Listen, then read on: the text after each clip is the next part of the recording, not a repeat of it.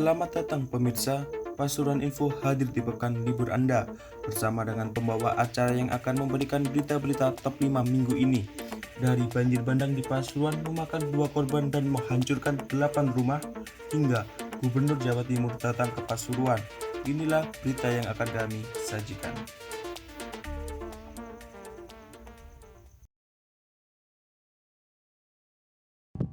Tersangka Himawan Eka Febrianto, 26 tahun, selama ini dikenal dengan penjual roti keliling. Dia tinggal di perumahan Kapuk Harmoni, Dusun Klanting, Desa Suwayuwo, Kecamatan Sukorejo, Kabupaten Pasuruan. Namun, dia masih tercatat sebagai warga kelurahan Kecamatan Purwasari. Berdasarkan informasi dari para tetangga tersangka, selama ini tersangka adalah penjual roti keliling. Tiap hari, dia menjajakan roti menggunakan motor. Tersangka sendiri berasal dari Kecamatan Papar, Kabupaten Kediri. Dia lantas menikah dengan perempuan asal Kelurahan Kecamatan Purwasari. Karena itulah KTP tersangka masih beralamat di Kelurahan Purwasari, meskipun tinggal di Sukorejo. Selama tinggal di perumahan, tersangka dikenal pendiam dan tidak banyak bicara. Karena itu, para tetangga sempat tidak percaya saat mendengar informasi bahwa Wawan jadi tersangka pembunuhan Muhammad Holis, seorang sopir Grab. Wahyu, seorang tetangga tersangka, dia mendengar curhatan mengenai masalah ekonomi yang dialami Wawan. Belum membayar angsuran rumah dan akan meminjam uang, isi curhatan Wawan. Nasib naas dialami Muhammad Holis, 30 tahun. Lelaki yang seharinya sopir Grab asal Pandaan, Kabupaten Pasuruan, ditemukan tewas di Kediri. Ironisnya, dia diduga menjadi korban pembunuhan. Holis ditemukan tewas Kamis 28 Januari pukul 2 siang. Jasadnya ditemukan di sebuah parit yang ada di tepi jalan. Lokasinya di Desa Sidomulyo, Kecamatan Purwoasri, Kabupaten Kediri. Jalan ini menghubungkan Kecamatan Purwasari dan Kecamatan Kujang. Korban ditemukan tanpa identitas sama sekali. Tas korban hilang yang berisikan dompet, HP, kartu identitas, serta kartu lain. Bahkan, mobil korban yang biasa digunakan untuk operasional Grab juga tidak ada di lokasi, yaitu Daihatsu Sigra nomor polisi W1369GG warna abu-abu. Sehari sebelum ditemukan tewas di Kediri atau hari Rabu 27 Januari, korban beraktivitas seperti biasa. Karena itu, saat ada kabar korban ditemukan tewas di Kediri, semua rekannya kaget. Darwanto bahkan sempat komunikasi melalui WhatsApp dengan korban, namun kemudian memang putus kontak. Korban tiba-tiba tidak dapat dihubungi. Menurutnya, para sopir Grab Korwil Pandaan memang biasa memberi kabar satu sama lain saat sedang ada penumpang dengan mengirim lokasi melalui Sherlock. Saat Rabu malam itu, menurut Darwanto, korban mengirim lokasi terakhir pada pukul 10 malam lewat 8 di Sumobito, Jombang. Namun, setelah itu tidak ada kabar dari korban. Saat rilis diketahui, tersangka sebenarnya tidak berniat membunuh korban. Dia awalnya hendak merampok, namun korban akhirnya dibunuhnya dan tersangka mengaku mengambil uang milik korban sebesar Rp602.000, sedangkan yang lainnya dibuang termasuk gawai korban.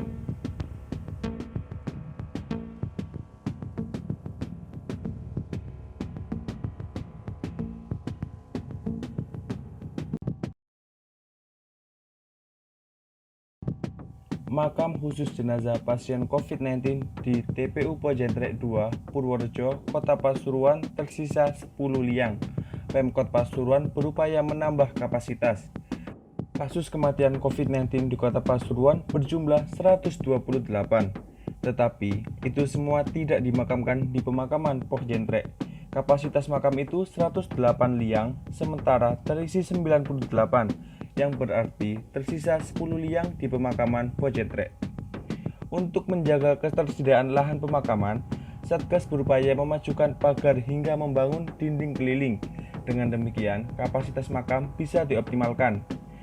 Selain itu, Satgas juga memiliki rencana memperluas lahan makam. Rencana perluasan lahan sedang dalam penggodokan. Kota Pasuruan memiliki makam khusus COVID-19 sejak awal pandemi. Hal ini berbeda dengan Kabupaten Pasuruan yang tak memiliki makam khusus corona. Selama ini, Semua pasien positif COVID-19 Kabupaten Pasuruan dimakamkan di TPU masing-masing. Hingga hari ini, 3 Februari, kasus kumulatif positif COVID-19 di Kota Pasuruan mencapai 1.169. 1.025 dinyatakan sembuh, 129 meninggal dunia, dan 15 dalam perawatan.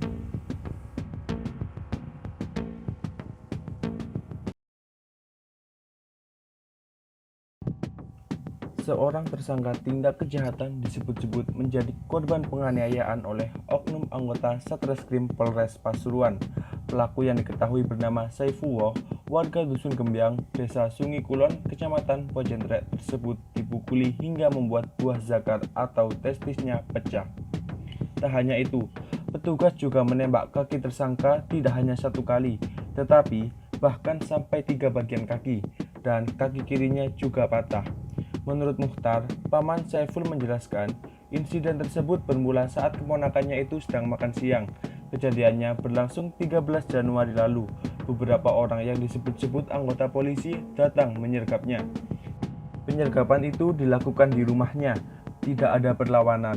Keponakannya itu ditangkap dan langsung digelandang begitu saja oleh anggota polisi yang berjumlah sekitar 10 orang. Beberapa hari setelah penangkapan tersebut, kabar tak mengenakan itu muncul. Keponakannya tersebut tiba-tiba berada di rumah sakit. Kondisinya sudah mengenaskan, kaki kirinya juga disebut-sebut mengalami patah. Selain itu, buah zakarnya disebut juga pecah. Dugaan kuat, keponakannya itu menjadi korban pemukulan oleh oknum petugas yang tak bertanggung jawab. Namun, versi polisi menyatakan kalau sudah melakukan penangkapan sesuai dengan prosedur, terlebih tersangka Saifullah disebut-sebut melawan. Adrian membantah jika pihak petugas melakukan pemukulan hingga membuat buah zakar atau testis korban pecah. Menurutnya, korban memiliki riwayat hernia. Sudah 5 tahun lamanya hernia itu dirasakannya.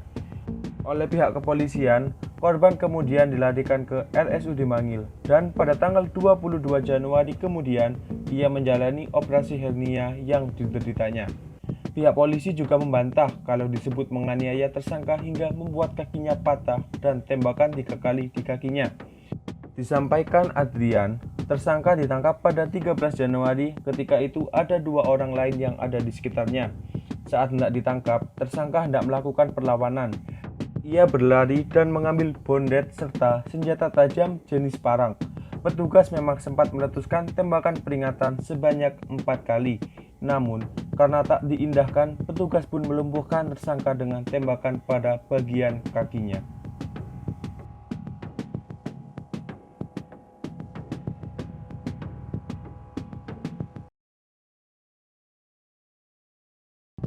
Hujan deras yang mengguyur wilayah Pasuruan menyebabkan sejumlah tempat dilanda banjir bandang Rabu 3 Februari.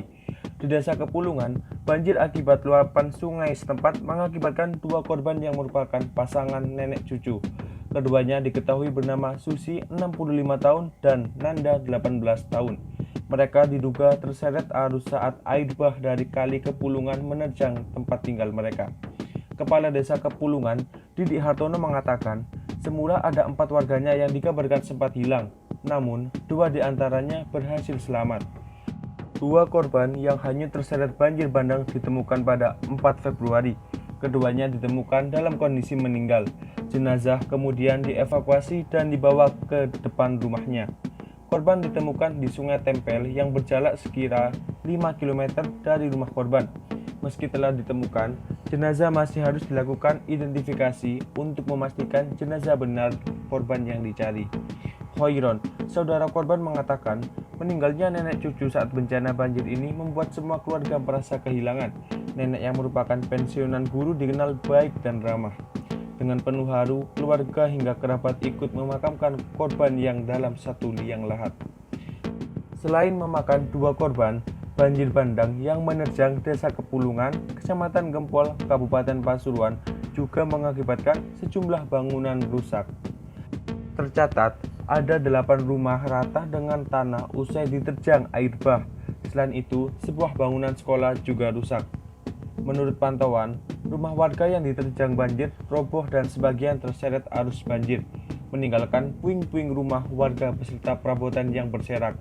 Tidak hanya banjir di Gempol, sedikitnya ada 14 desa di 5 kecamatan juga dilanda banjir.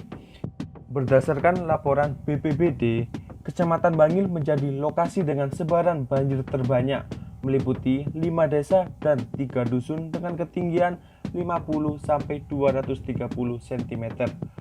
Wilayah lain yang turut dilanda banjir adalah Kecamatan Keraton, tepatnya 2 desa Sidogiri dan Tambak Rejo. Di Kecamatan Gempol, banjir menyapu 3 desa, yakni Desa Kenjapanan, Karangploso, dan Kepulungan. Akibat banjir yang terjadi di Kabupaten Pasuruan menyebabkan Jalan Raya Malang-Surabaya macet total karena kebanjiran. Sudiono Fauzan, Ketua DPRD setempat, mengakui bahwa pada hari itu curah hujan cukup tinggi, tetapi itu bukan satu-satunya penyebab banjir terjadi. Adanya perubahan tutupan lahan di daerah hulu untuk kegiatan penambangan ikut memberi kontribusi. Oleh karena itu, Dion pun menyebut aktivitas penambangan di atas desa Kepulungan juga patut dievaluasi.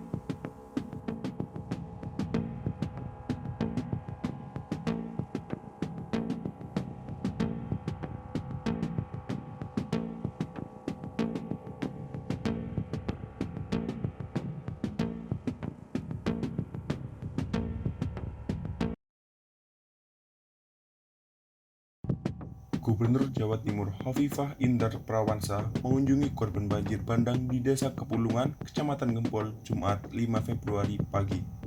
Ia memastikan korban mendapat bantuan fisik maupun pendampingan psikologis. Dalam kunjungannya, Gubernur didampingi Bupati Pasuruan Haji Muhammad Irsyad Yusuf beserta OPD. Hovifah sempat menyapa keluarga korban yang meninggal terseret arus banjir. Dalam kesempatan itu, Hovifah sempat mengobrol dengan Fitria Agustina. Fitria merupakan ibu dari Nanda Askar Arum dan anak dari Sri Susminanti yang meninggal terseret banjir bandang beberapa waktu lalu. Setelah itu, Gubernur melihat lokasi 8 rumah warga yang rata dengan tanah. Dia juga melihat kondisi Sungai Kambeng dari seberang jalan atau dari sisi barat Kampung Genuk Waktu. Dijelaskan Gubernur, setiap ada bencana alam pasti ada proses tanggap darurat dan akan melakukan proses recovery pasca bencana. Yang tidak kalah pentingnya menurut Gubernur Hovifah, trauma healing atau warga terdampak harus diperhatikan. Hal ini penting untuk memberikan penanganan trauma bagi korban yang terdampak bencana. Sementara itu, Bupati Pasuruan Irsyad Yusuf menuturkan Pemkab Pasuruan telah mendistribusikan bantuan korban banjir seperti makanan dan bantuan lain yang bersifat kedaruratan, sehingga bisa langsung dimanfaatkan oleh warga terdampak.